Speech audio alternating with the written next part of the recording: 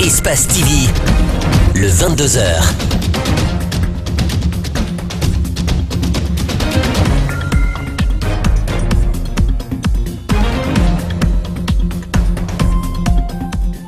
Bonsoir à tous, merci de nous choisir pour vous informer. Bienvenue dans cette édition dont voici le sommaire. La crise à Boké s'intensifie, un mort et une cinquantaine de blessés. L'escadron mobile et la gendarmerie départementale saccagés. Le bilan de la troisième journée de manifestation contre le délestage. EDG de son côté est à pied d'œuvre pour rétablir le courant. Reportage à suivre dès le début de ce journal. C'est un ouf de soulagement. Le bébé volé la semaine dernière à la maternité d'Ignasdine a été retrouvé à Manaya.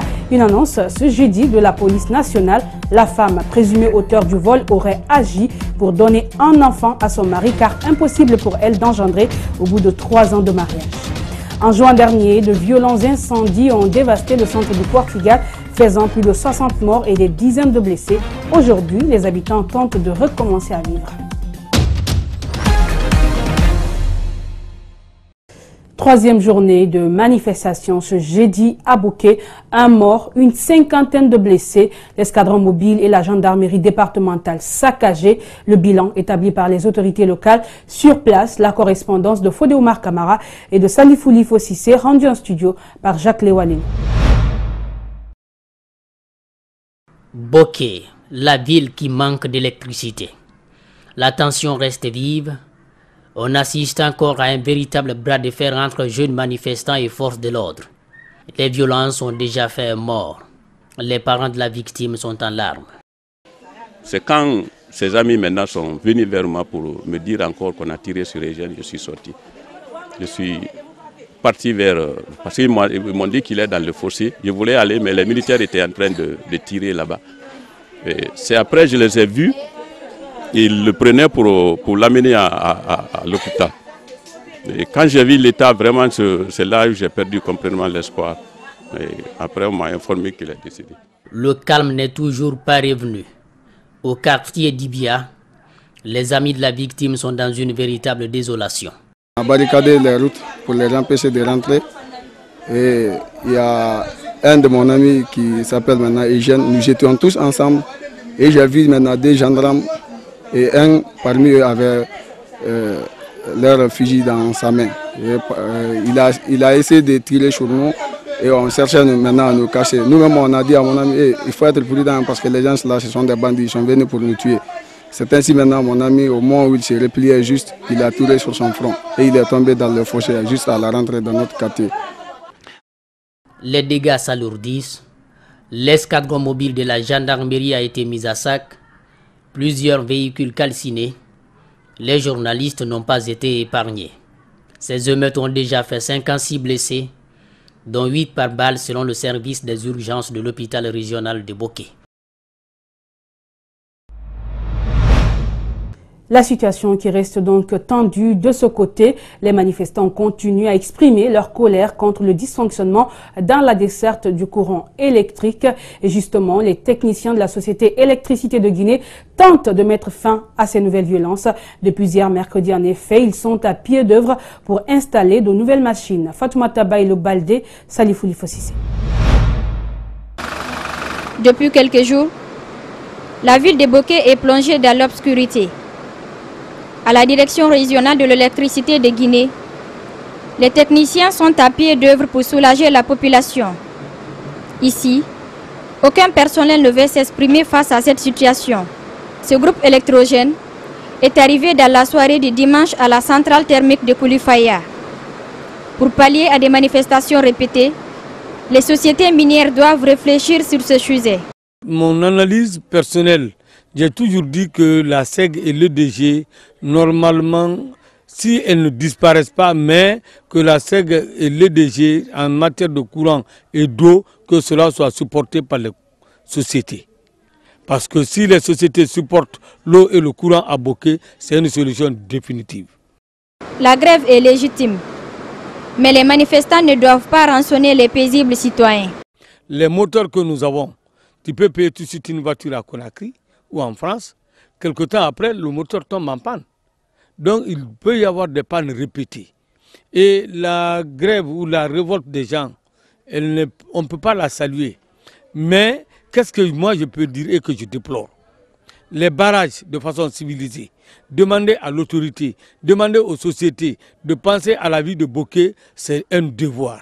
Mais se mettre à rançonner les gens, se mettre à faire fatiguer les pauvres gens, là je pense que ça c'est pas tellement bon. Cette manifestation des jeunes de Bokeh a paralysé l'administration locale. Boutiques et magasins sont restés fermés.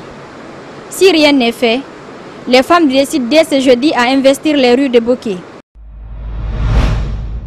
À noter que le caméraman d'Espace TV, Salifou Lifo-Sissé, a été grièvement blessé ce jeudi dans ces violences qui secouent Bokeh. Il a été attaqué dans le quartier d'Ibia par des jeunes qui voulaient l'empêcher de prendre des images des affrontements entre forces de l'ordre et manifestants. Blessé, le cadreur se porte mieux après des soins à l'hôpital. Les travailleurs de la Sotragui à Conakry, eux aussi, protestaient ce jeudi devant le palais Sékou-Touré. Ils réclament 5 mois d'arriérés à l'État. La crise à la société de transport de Guinée ne date pas d'aujourd'hui. Plus aucun bus n'est en bon état. Et cette fois, les grogneurs mettent directement en cause le ministre des Transports. Mohamed Valek Touré, Mohamed Alucine Kamara. Ils sont une centaine de travailleurs de la Société des transports de Guinée à manifester ce jeudi devant le palais Sékou-Touré. Par ce mouvement, ils ont voulu exiger le paiement de 5 mois de salaire et la reprise des activités. Aujourd'hui, on a ras-de-bol, on ne peut plus rien, nous sommes là, nous sommes foutus. Nous sommes foutus quand quelqu'un est délogé bientôt l'ouverture des classes. Comment nous allons faire? Si nous on veut notre salaire, il faut qu'on pagaille. Mais pourquoi ça? Pourquoi? On est venu ici, on a tapé toutes les portes. Mais vraiment, rien n'a été ouvert. Donc on est venu voir le président parce que c'est son premier, comment dirais-je, société de transport. Avec des pancartes sur lesquelles sont écrits 4 mois sans salaire, sauver la Sotragui, les protestataires scandent des slogans hostiles au ministre des Transports qu'ils accusent d'être responsable de la crise. À les entendre, le ministre Oye aurait pris des engagements pour rétablir certains dans leurs droits, une promesse qui n'a pas honorée. Nous sommes délogés, nous avons nos familles, certains de nos collègues sont morts à cause d'une ordonnance, il ne peut pas payer, il meurt. Moi qui vous parle, mon enfant était malade la fois dernière. J'étais obligé de l'envoyer chez mon frère. Les de la Sotragui ont le ras-le-bol aujourd'hui. Dû à quoi? Dû par la malversation, par la mauvaise gestion des cadres que le président de la République lui-même, n'est-ce pas, a mandaté. Engagés à aller jusqu'au bout, les manifestants n'ont pas voulu quitter devant Sékou-Touré avant la satisfaction de leurs revendications. Quelques minutes après, un commandant de la garde présidentielle a tenté de calmer les protestataires. C'est finalement lui qui dit avoir été envoyé par le chef de l'État qui a pris leur dossier. Côté politique, la CENI veut renouer avec toutes les parties prenantes au processus électoral. Ce jeudi, une délégation conduite par le président de l'institution a rencontré le chef de file de l'opposition. Salif Kébé souhaite une réelle implication des partis politiques au processus qui doit conduire à la tenue des élections locales. Ce contact est le premier depuis la création de la Commission électorale nationale indépendante. Abdurrahman Ba, Lamine Silla. Il a fallu un remue-ménage au sein de la Commission électorale nationale indépendante pour qu'elle rencontre l'opposition républicaine. Un échange franc pour trouver un consensus entre les partis concernés par le processus électoral. Dernièrement, l'opposition a menacé de reprendre les manifestations si des dates ne sont pas choisies pour les communales. Avec ce premier contact, la CENI espère trouver un terrain d'entente pour travailler avec tous les acteurs.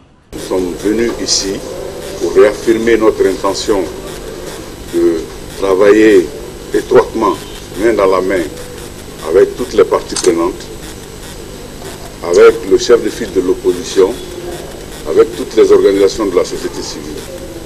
Le chef de file de l'opposition a, pour sa part, salué la démarche et espère que suite à ce dialogue, la CENI travaillera dans l'intérêt de tous.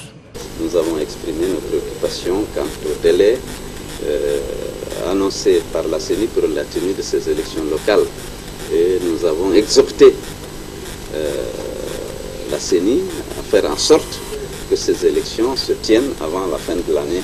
Après cet entretien avec l'institution en charge des élections, va-t-elle surseoir à sa série de manifestations prévues pour ce mois de septembre? Clôture à Conakry ce jeudi d'un atelier de formation sur la sensibilisation des parlementaires sur la santé de la reproduction. C'est une initiative de l'Organisation des Nations Unies pour la population. Durant 2 jours donc, les cadres des départements ministériels de la santé, de l'action sociale et de la promotion de l'enfance se sont penchés sur les questions liées à la réduction de la morbidité et de la mortalité maternelle, néonatale et infantile en Guinée. Mohamed Hadji Chérif et Yacouba Traoré. Selon une enquête réalisée en 2016, le taux de mortalité maternelle est de 550 pour 100 000 naissances. Les problèmes évoqués sont le manque d'accès aux ressources, l'accès limité à l'éducation et le manque de pouvoir décisionnel. Pour juguler ce phénomène, l'UNFPA avec ses partenaires a outillé pendant ces 2 jours de formation les participants aux techniques et stratégies à adopter pour la réduction de la mortalité maternelle. Nous nous réjouissons de la tenue de cette rencontre parce que nous avons un problème très important en ce qui concerne notre contribution à la réduction de la mortalité maternelle, néonatale et infantile dans notre pays. Et l'un des éléments les plus importants pour renverser la tendance, c'est que la profession de sage-femme soit régulée. À l'issue de cette formation, il a été recommandé aux décideurs d'œuvrer pour l'adoption et la promulgation de la loi portant création de l'ordre des sages-femmes pour la promotion de la santé maternelle.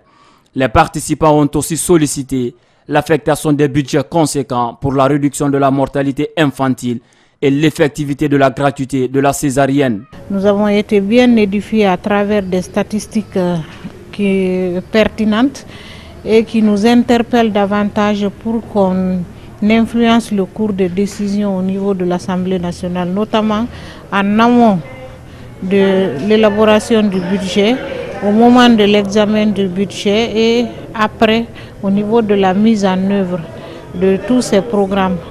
Et nous avons pu cibler des rubriques très pertinentes où il faut agir nécessairement. Selon les études, la Guinée enregistre 8 décès maternels par jour, une situation qui s'explique par la non-fréquentation des structures sanitaires par les femmes et le retard pris pour recevoir un traitement adéquat dans les établissements de santé.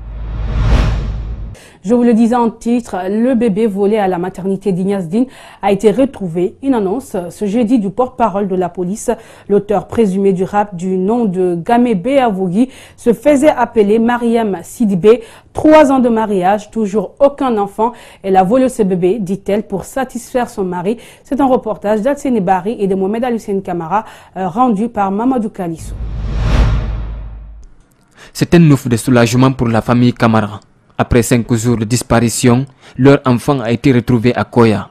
C'est cette femme, nommée Gamé Béavougui, se faisant appeler Mariam Sidibé, qui détenait le nouveau-né.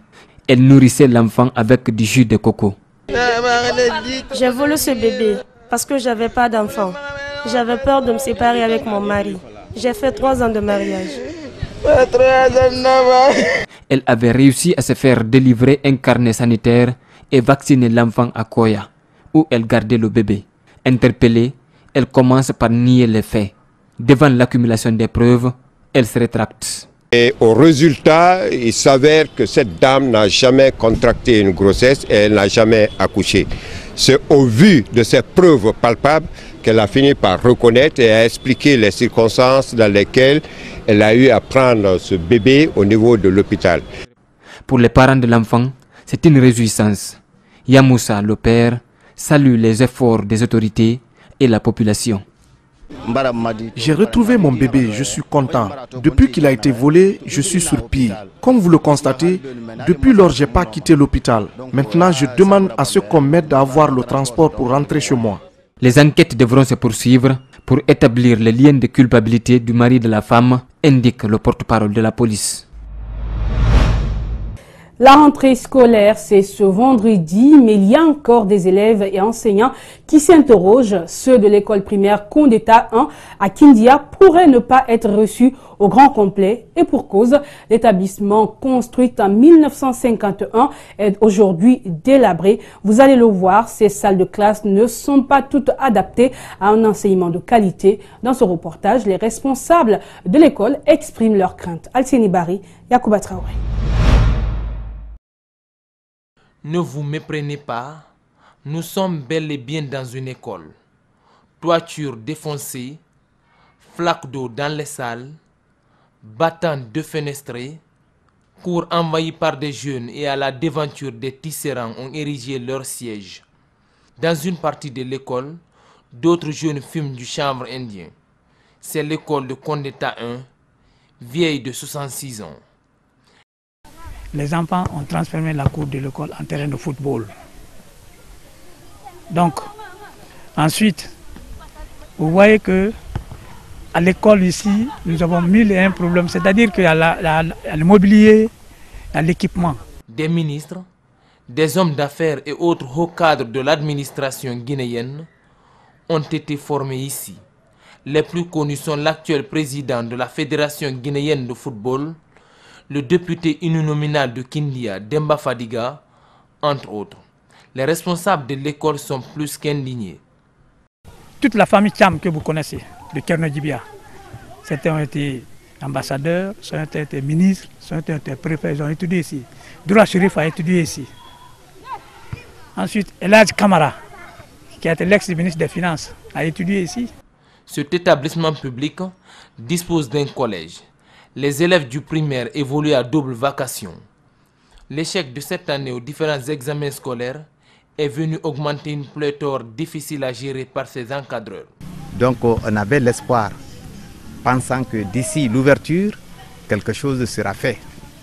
Mais ce qui fait notre inquiétude aujourd'hui, c'est les effectifs pléthoriques que nous devons recevoir sans classe au complet. Quand nous quittions les lieux, aucune disposition des autorités éducatives, même au plus haut sommet de l'État, n'avait été prise. Et du côté de Djubreka, fini les travaux de construction de la clôture et de rénovation du lycée-collège de la commune urbaine. C'est une action du préfet. L'édifice a été remis ce mercredi aux autorités éducatives pour un meilleur encadrement des élèves au cours de l'année scolaire. Malik Sengiana Kamara, Alicen Kamara. Le collège-lycée de Djubreka a désormais un nouveau visage. L'établissement vient d'être rénové puis clôturé en moins de 4 mois de travaux, sous l'initiative du préfet et ses partenaires. Le coût total des travaux est estimé à plus de 606 millions de francs guinéens.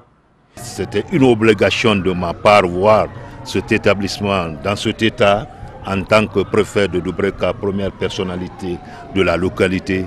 Donc c'est ce qui a fait que je me suis engagé avec toute la population, toute la jeunesse de Djubreka et les bonnes volontés pour faire un coup de main sur cet établissement. Au nom des enseignants et cadres de l'éducation de Djubreka, le directeur préfectoral de l'éducation s'est réjoui de cette œuvre de Younoussa Lobon Silla, ancien élève de cette école. Nous venons de bénéficier d'une enceinte entièrement faite en briques de granit et coiffée par un chaînage d'une solidité à toute preuve. Merci à Younoussa Lobon. Construit depuis 1963, c'est la première fois que cet établissement scolaire public est clôturé. Pour les encadreurs de l'école, cette cour va faciliter le contrôle et la gestion des apprenants. L'école était presque une cité perdue. 1000 rentrées, 1000 sorties, une clôture solide. Je crois que l'encadrement mettra tout en œuvre pour que la discipline soit instaurée. Les besoins de ce temple du savoir ne sont pas exhaustifs. Manque de tables-bancs, manque de salles de classe pour un effectif galopant, manque d'eau potable au sein de l'établissement sont entre autres les préoccupations auxquelles le préfet de Djubreka compte faire face. L'établissement change de nom. Il s'appelle désormais Younoussa Lobon Silla, une manière d'encourager l'œuvre du préfet. Dernières heures donc des préparatifs de la rentrée scolaire en Guinée. Et si dans certaines familles on peine à entamer cette session 2017-2018 avec ces réformes, dans d'autres tout est au point. On entend débuter l'année scolaire après plusieurs semaines de vacances en famille et entre amis. Nous avons fait une immersion dans une famille à Sangoya. C'est un reportage de Makisso et de Mamoudou Souma. Cette mère de famille attend la livraison des fournitures scolaires de ses enfants, déjà commandé il y a quelques jours. J'ai été au marché voir les prix d'abord, parce que avant tout, mon mari est fondateur d'une école, donc il faut toujours aller au marché et s'acquérir des prix, quoi. Donc j'ai été au marché, j'ai vu les prix. Pour le moment, quand même, les tenues, c'est abordable.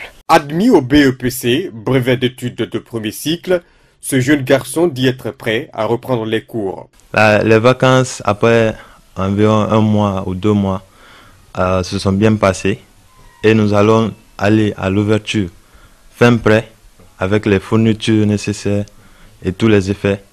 Je souhaite que cette année nous soit une bonne année, une année de succès, surtout pour ceux qui vont faire l'examen comme nous l'avons déjà fait. Il est père de famille, mais aussi fondateur d'une école élémentaire qui reçoit environ 500 élèves. C'est la première fois que nous soyons programmés sur un temps défini. Donc, si ça a pris les gens au coup, peut-être c'est la première fois, mais nous essayons de faire le minimum qu'il faut pour que la rentrée ait lieu. Mais si ça continue pour les années à venir, tout le monde sera prêt à des ouvertures vraiment apaisées. Dans cette école, le directeur des études s'active sur les dossiers des élèves qu'il doit recevoir le matin. Les préparatifs, nous sommes là-dessus, se déroulent de la très bonne manière parce que depuis l'annonce du ministre de l'Éducation, M. Kaoukare, et nous avons pris les dispositifs pour cette rentrée scolaire. Donc depuis le 16, la direction était en marche. À l'instar de la famille Hagbalamou, certaines familles guinéennes n'ont toujours pas les possibilités de couvrir les frais de scolarité de leurs enfants. Culture et toujours sur le plan national, la Miss Guinée Asmaou Diallo est rentrée cette semaine de l'Afrique du Sud où elle a gagné la couronne de Miss Africa Continent. De nouveau sous le feu des critiques, la Miss Asmaou Diallo et toute l'équipe du Komigi étaient mercredi chez le ministre de la Culture, des Sports et du Patrimoine historique. Objectif, présenter sa couronne aux responsables du département, Ouminatou Sidibé, Kedet Kamara, Aboukore Yakoum. La Miss Afrique Continent reçue au ministère de la Culture, des Sports et du Patrimoine historique. Le ministre a promis de lui apporter tout le soutien nécessaire. Rassurez-vous, nous allons vous accompagner. Merci beaucoup. Et le jour à venir, comme je l'ai dit, le comité va rencontrer mon cabinet et discuter concrètement de l'organisation du comité et voir tout ce qui ne va pas en règle pour que la Guinée soit fière de ce comité. Je l'ai dit et je le répète. Il faudrait que la Guinée soit fière du comité qui organise l'élection Miss Guinée. Parce que le comité est différent de ce que les gens font Miss Boro ou Miss RTG. Asmaou Diallo dit avoir rencontré des difficultés pendant la compétition. Elle sollicite l'accompagnement du ministère pour sa participation au concours de beauté Miss Monde prévu le mois prochain en Chine. Certes, il y a eu quelques difficultés et tout, mais j'aimerais vraiment avoir votre accord et surtout nous accompagner dignement à Miss Monde, afin qu'on continue et surtout à travers mon image à hisser le drapeau guinéen très haut, à faire la fierté de la Guinée. La Miss dédie sa couronne aux femmes et aux enfants. Elle s'engage à défendre le drapeau guinéen à l'étranger. Et c'est la fin de ce journal. Merci à tous de l'avoir suivi. Grand merci à la rédaction, à l'équipe technique. Portez-vous bien et bonne suite de programme sur Espace TV.